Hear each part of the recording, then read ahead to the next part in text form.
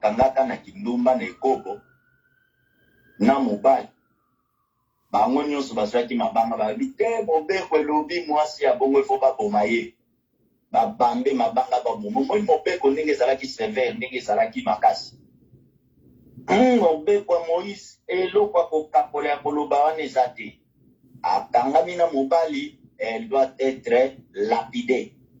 C'est la loi, c'est la loi. Dura lex, saint de lex. La loi est dure, mais c'est la loi. Œil pour œil, dent pour dent. Awana iloko kolongoleza te. Yango moni bayaki na mabanga, mwasi wana ifalaka kufa. Yemo ka yeba yiga isilinga na kufi. Mais grâce oyo yake pa na Yesu, Yesu yemo kongolu, aye kopesa ngo véritable sens. Atale alobi, oui, comment mandengwana. Mais na kati na bino ona na sala omoni. Yesu alongoli mobeko wana te na pesi yango l'essence. Pour dire que toza na ba faiblesse, toko koya na mabe. Mais mobeko ekoki ko condamner biso, mais nous devons comprendre que ngamoko na za polo mobeko je suis au-dessus de la loi. Moto ya tiaka mobeko ye moko pe mutapoko longola.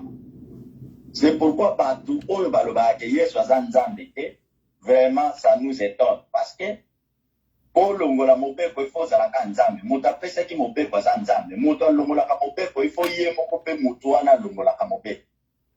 Il faut zalaka nzambe po yo moko changer ngo to yo moko longola ngo. Po moto mokilo ko longola mobeko nzamba tete. Il a fallu ye moko nzambe aya longola mobeko apesa ngo sens. C'est pourquoi Jésus est Dieu. Bien-aimé, yanga baki oyo nano salama beta bamba yelibanga.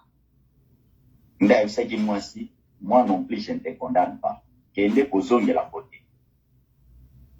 Donc, Yesu akoti na kati ya temple. Bible lobi akoti mama oyo azalaki kurube, azalaki akotenga. Akokaki pa kotombola mutu na ye. Et akoti na kati ya temple mukolo ya saba, mukolo ya repos. Repos pour na bayuda, ezalaki bien aimé dans le Seigneur. Mukolo ya saba, ezalaki mukolo ya samedi pour na bango esengeli mutu asala eloko te. Seti mutia, mutu akosala eloko te, mutu moyen akende kosimba ta nini eza te. Mutu ifo paiement. Même ata ozana likambo ngo ya ndenge nini bien aimé okosala eloko te. Bien aimé Yesu akoti na kati ya temple. Tanga koti na kati ya temple amoni mama aza kurbe, mama aza okoka kotelema te. Alors ye moko lokola nza, ye moko lokola mokonzi ya saba. Bible lobi na biso, j'aime ça. Amoni mama oya prise avant le côté ya te liloba na nzambe. Parce que d'abord on commence à prêcher l'évangile. Soko kene siko moni bia biso wa liloba na nzambe to tie de côté to panda biso na miracle. Non. Miracle est la conséquence ya liloba na nzambe. D'abord, liloba na nzambe.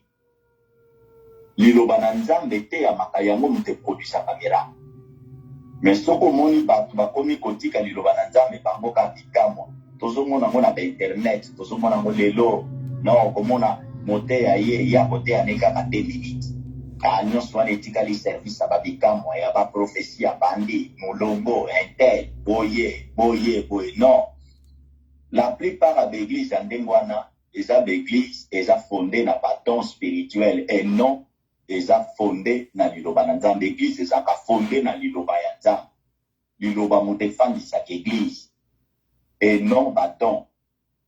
Don wana bien aimé dans le Seigneur, il y a prophétie, tout don il y a miracle, et koki ko benda batu.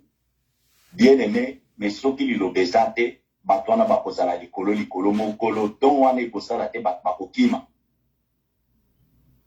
Eza lokola Yesu mokolo muso azote ya liloba nzambe aibisi bato bamoni asali miracle abongoli mape komi abongoli pardon mape komi ebele bato balandi ye tellement balingi tokende lisusu mokolo yango kutu bible elobi bango moko bazwaka bwato bakei déjà koluka ye parce qu'ils ont mangé du pain les miracles parce que bamonaki asali miracle bango moko bakei baye déjà avant.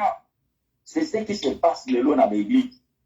Bato baye déjà avant bake koluka non pas yesu po bayoka liloba mais po asala iso likamwa yesu atali banga bia bato bazoluka nga te bato bazoluka nde miracle ango pe alobaki na banga alobi bon lelo makambo ya multiplication ya miracle ama apesa te c'est lui qui mangera ma chair. La chair c'est la parole.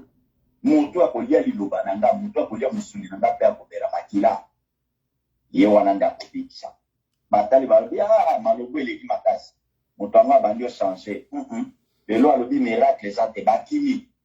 Donc un jour bato bakokimaka baeglise wana bato bakodésiste parce que baza na fondation te lipa eza te baliaka lipa te bango kaka baliaka kaka bamona miracle. Alors yesu abandi koteya teyi après savoir koteya atali mama wana ki asimbi mama aibisi femme soit guérie soit redressée. Mama wana du coup abanaki kokoka te kotelema azalaki na problème ya mokongo mbala moko atelemi akomi malamu. Yesu alobi oyo azalaki mwana ya Abraham akokaki kotika ye boyi te. Bafarisien bazalaki wana bayuda epesi problème parmi bamotif oyo babandaki deja kofundela Yesu. Koma ye akoki kobikisa motu mokolo ya saba? Koma ye akoki kosala miracle mokolo ya saba? Jamais. Lelo eza mokolo moto asimbaka eloko te miracle ekoki kosalama te. Jamais. Bien aimé babi azo respecter sabat te. Yesu aza kotosa sabat te. Ekomama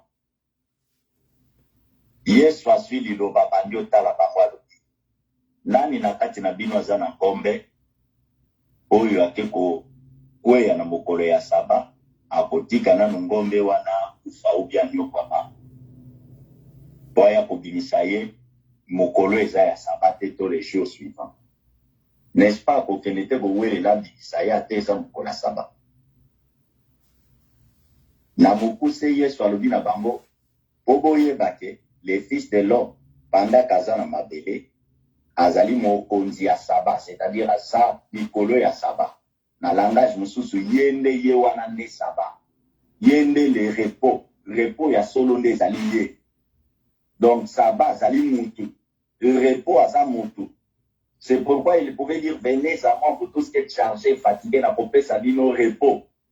Le repos aza mutu. Bien aimé dans le Seigneur. Le repos yango c'est Jésus-Christ.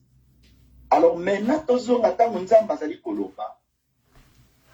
Et te souviens-toi na mokolo wana okosala 6 jours okopema parce que nzambe ye moko apemaki. Maintenant rapport nini ezali entre kopema oyo nzambe apemaki na rapport nini ezali na ye moko nkolo Yesu comme étant le sabbat. Qu'est-ce que elingi koloba na biso? Siko toko comprendre nini na sens wana? Parce que Yesu alobi yende sabbat, yende repos. Nzambe alobi faut topema.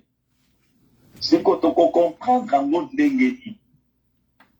Pensez nini tokoki ko comprendre par rapport à ça? Bien aimé dans le Seigneur. Nzambe asunga biso. Je pense que ndenge nalobi toza kotravailler ensemble. Nous sommes na Nzambe, évangéliste Antoine, semaine prochaine, toko yoka lisusu penser à Nzambe. Nalingi na répondre awa te. Mais nalingi d'abord moko na moko ezala lokola devoir na yo. Yesu alobi yende saba. Aza mokonzi ya saba. c'est lui le repos. Donc, le kola Yesu aza repos, c'est inutile, tope makanabiso. Donc, tope manakati ya Yesu nde, to alingi kolobani. Bon, to travaillaka 6 jours. Le 7e jour, tope maka. Quel est le 7e jour, amo? Est-ce que zali mokolo ya dimanche, ndenge to yebeli? Oui. Tope maka. Toto salaka. Toto salaka te, parce qu'il y en a de ceux qui, bakendaka kosala na bango pe dimanche. Est-ce que basalaka malamu? To basalaka mabe? Est-ce qu'il faut monter ça de l'autre côté? Mais pour na Yesu azobikisa mutu mokolo yango ya dimanche. Ya sabbat, pour na bayuda. Bien-aimé dans le Seigneur, j'aimerais ezala devoir ya moko na moko. Ngana ko répondre te. Mosali na Nzambe akosunga biso na avance na biso mokolo ya semaine prochaine moko na moko. Je pense que tokotika moins quelques minutes pour na apesa biso réponse na oyo ye azali kompenser. Que Dieu soit loué. Nzambe apambola biso. Alors, bien-aimé dans le Seigneur, on a kosukisa na lingi moko na vie na ye. Biso nyonso ndenge tozali. Toyeba ke les repos to les sabbats esalamaka mpona mutu. Et non mutu mpona sabbat. Ndenge Yesu azokende kolo. Le repos esalamaka mpona sabbat plutôt esalamaka mpona mutu. Mais mutu te asalamaka mpona ngo. Donc pour dire que l'homme est le maître en Christ Jésus. C'est pourquoi, bien-aimé dans le Seigneur, et Seigneur lito eba sens ya bambeko oyo Nzambe apesi. Soki toyebi sens nango te, tokokende ko interpréter, tokokende kokota na oyo etali ba doctrine ya bayuda, le judaïsme, coutume na bango, tokokende kokweya na kati na ba tradition na bango. Alors, Nzambe asunga biso, Nzambe asalisa biso. Mais nazongeli pona koloba. Cela n'exclut pas la pensée à koloba que Dieu est pour le repos. Que ce soit le repos physique. Nzambe aza pour le repos. Nzambe, il est pour le repos. Il désira ce que l'on puisse se reposer. Yango plus loin, okokendo komona, Nzamba bengi biso pona repos. Repos ba bengi le repos éternel. Le repos yango c'est le royaume des cieux. Bisika tokokendo kopema éternellement. Bisika wapika ni bien aimé. Tokozala susu na ba activité te ndenge tozala ngo na se na mabele. Yango ba bengi yango repos. Même Israël, Bible lobi,